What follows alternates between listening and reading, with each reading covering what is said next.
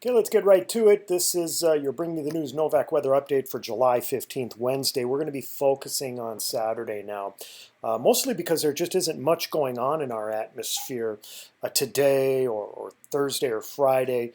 And of course, we like to talk about interesting weather here on these updates. So, yeah, we're going to focus mostly on Saturday. What you're looking at right now is the GFS computer model guidance now. And this is the jet stream structure.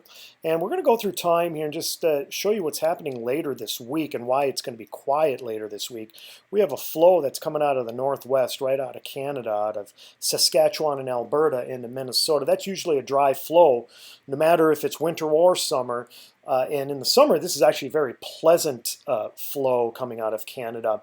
So we can expect temperatures in the 70s and 80s with at least fairly or relatively low dew points for the next 48 hours. And then things change as we go into Saturday because our jet stream starts to flatten out. In fact, our jet stream turns to a more west and southwesterly direction as we get into Saturday. And that's going to allow Gulf moisture to come up from the Gulf Coast states and into southern Minnesota and central Minnesota, where it will pool and will create not only higher dew points, but then warmer weather to where you're going to start sweating, especially as we get into Saturday of this coming week. Looking at lower level temperatures now as we go through the next 72 to 84 hours, look at our environment. It's relatively mild here in the lower levels of our atmosphere through Friday. That means pleasant weather between now and Friday.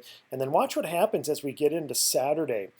We do get that warm air, some really warm air for this time of year even, that develops over the central and northern plains and upper Midwest. That means that we're likely going to have temperatures in the 90s on Saturday with high dew points. So it's going to be a rather uncomfortable day on Saturday. And that is going to set us up for storms. Because looking at the jet stream structure now from the European computer model guidance for Saturday, and this is Saturday evening, look at how our winds are fairly strong out of the west and southwest at 30 to 35,000 feet. And then as we go lower in our atmosphere, the winds start to turn to a more southwesterly direction, and they're still strong.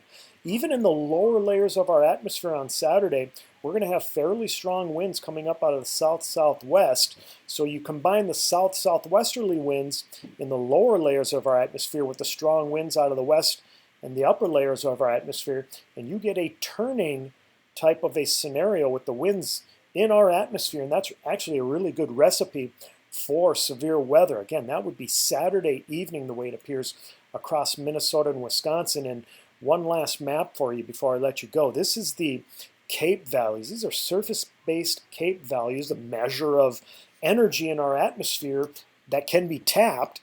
And look at the values as we get into Saturday evening now. We're talking about Cape values that are off the charts, above 5,000 JKG. So if we are able to tap that energy on Saturday evening, we're going to explode some heavy thunderstorms. Likely some of them would be severe as we get into the PM hours, again, Saturday and then maybe into Sunday morning.